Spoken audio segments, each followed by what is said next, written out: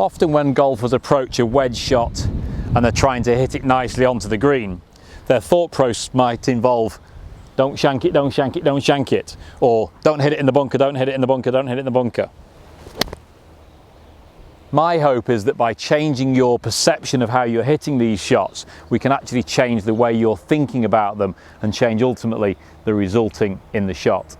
My first focal point for a swing thought when you're hitting a wedge shot would be to try and keep your head really level.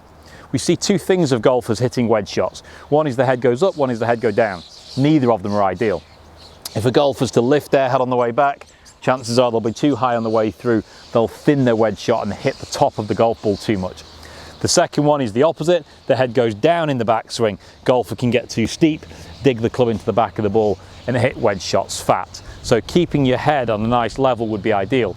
Check that by looking into a mirror, video camera, or even just with the sun to your back, look at the shadow and try and keep your head nice and level in the shadow so it doesn't bob up and down too much. The next swing thought is we want to swing the body as a block and as a unit. And to do that, feel like the club points towards your belly button and everything moves together.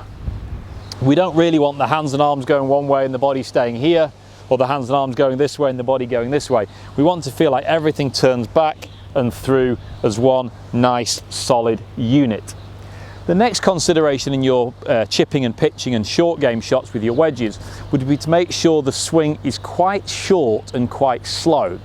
If your golf swing gets too fast, often it'll get too long. If it gets too long, you're going to hit the ball too far, or worst case scenario, you're going to decelerate, where we see golfers do this: long and fast, panic, slow down. Long and fast, panic, hit the ground behind the ball, and the ball doesn't work out for you. You'd be much better suited if you could swing it slow and short on the way back. That then enables you to accelerate on the way through to really drive that ball forwards. And then we come to the next swing thought, which is the concept of hitting through the golf ball. So rather than hitting at the ball, we actually hit through. Hitting at the golf ball often infers a golfer's going to swing the club down and stop on the ball or whack at the ball. We'd actually want you to talk about turning through the shot. So I feel like I'm collecting the ball on the way through rather than hitting at the ball and that be my end point.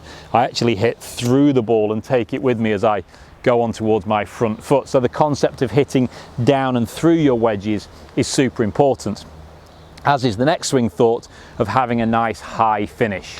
So a high finish is all about where does this golf club finish after I've hit my shot.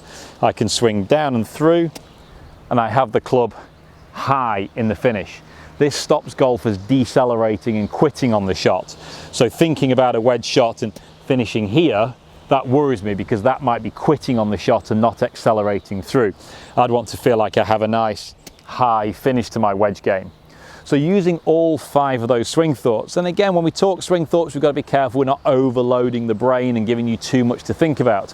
I want you to consider 1 or 2 of these swing thoughts as being appropriate at any one time. But I would encourage you to go to the driving range, watch this video back again, try each swing thought once or twice, try each swing thought for sort of 5 or 10 balls, just focus on each one of the swing thoughts, and then feel which one works for you. Does having high hands work for you, or were you doing that anyway? Were you guilty of being too fast, in which case the slow, short backswing might be the better swing thought? Once you've identified the most important swing thought, the one that works for you, take that one out onto the golf course, and hopefully using those swing thoughts will improve your wedge game.